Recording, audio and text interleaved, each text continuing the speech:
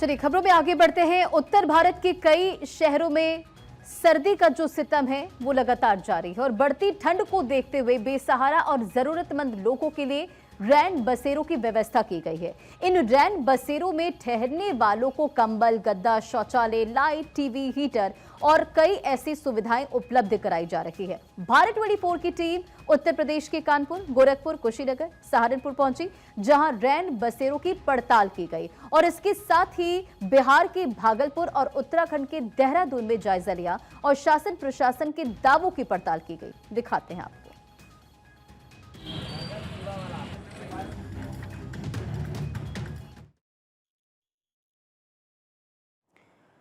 उत्तर प्रदेश के मुख्यमंत्री योगी आदित्यनाथ ने सभी जिलों के अधिकारियों को दिशा निर्देश दिए हैं।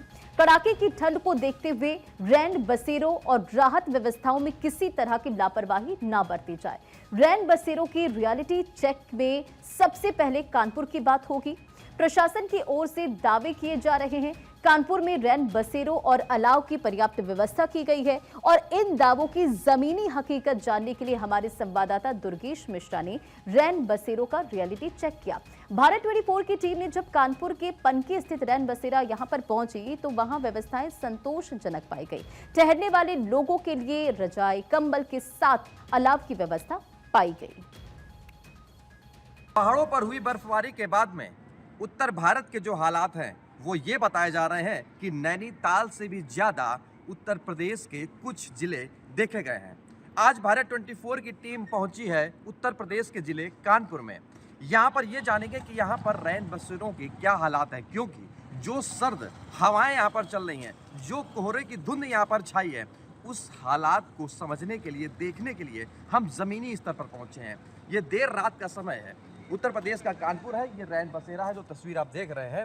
इस तस्वीर में लिखा है शेल्टर होम पनकी मंदिर कानपुर नगर निगम के तहत बना हुआ है। तस्वीरों को देखिए और जायजा लेते हैं कि आखिरकार जो बताया जा रहा है कि सर्दीली हवाएं अगर चल रही हैं तो लोगों के हालात को छिपाने के लिए या बताने के लिए या उनको पूरी सुविधा देने के लिए सरकारों ने क्या इंतजाम किए हैं। इंतजामों की हम बात करें तो वाकई में सरकारें दावा करती हैं, दावों के पीछे की जो तस्वीरें होती हैं वो कितनी सच होती है। जब आप तस्वीरों को देखेंगे तो ये जो तस्वीर है, जो सफेद रजाई से लोग ओढ़े हुए लेटे हैं बाखूबी से, हमको देख करके सुन करके कुछ लोग जग भी गए हैं कि कौन लोग आ गए। हालांकि इनसे समझेंगे कि जो जिस शेल्टर होम में है उस शेल्टर होम की क्या व्यवस्थाएं हैं, क्या क्या चीजें बारीकी से समझेंगे। क्या नाम है भैया आपका? पिंटू जी, आप यहाँ पर लेटे हैं तो आपको रजाई दी गई है, क्या क्या सुविधाएं दी गई हैं फिलहाल? सब सुविधा है, कोई दिक्कत नहीं। कहाँ के रहने वाले हैं आप? कन्नौज जिला है। कैसे आना हुआ यहाँ? हमारा भाई। अच्छा अच्छा अच्छा अच्छा।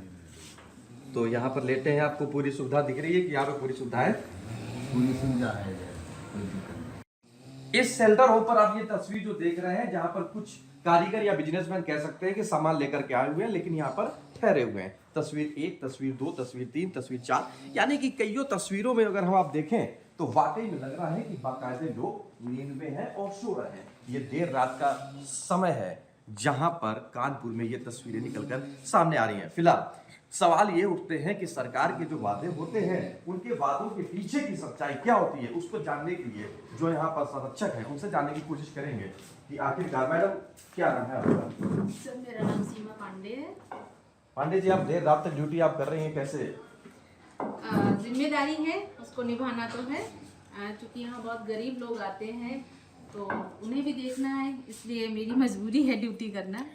अच्छा मैम, आपसे ये जानना चाहेंगे कि कितने लोग यहाँ पर आए हुए हैं, किसमें कितने पुरुष हो सकते हैं, कितनी महिला हो सकती है, क्या डिटेल्स है? सर, हमारे पास पूरा डिटेल होता है। हम आधार लेते हैं लोगों का और आधार से 20 पुरुष है हमारे पास और 15 महिलाएं हैं। तो इसमें क्या क्या जब आते हैं तो आधार के साथ क्या इनको सुविधा देने की बात करते हैं कि रजाई, कंबल या क्या सारा कुछ है हमारे यहाँ। नगर निगम ने मुझे सारा कुछ प्रोवाइड कराया है। हमारे पास सैनिटाइजर है, हमारे पास आरओ है और रजाई है, गद्दे हैं, पिलो हैं, बेडशीट हैं, सारा प्रॉपर इंतजाम है। वाकई में ये काबिले तारीफ है कि देर रात तक महिला कर्मी की यहाँ पर ड्यूटी लगाई गई है और बाकायदे वो अपनी ड्यूटी का निर्वहन कर रही हैं। कानपुर के नगर आयुक्त अर्पित उपाध्याय ने बताया कि शहर में संचालित हो रहे प्रत्येक रैन बसेरे में नोडल अधिकारी को नामित किया गया है और समय समय पर निरीक्षण कर व्यवस्थाओं का जायजा लिया जा रहा है।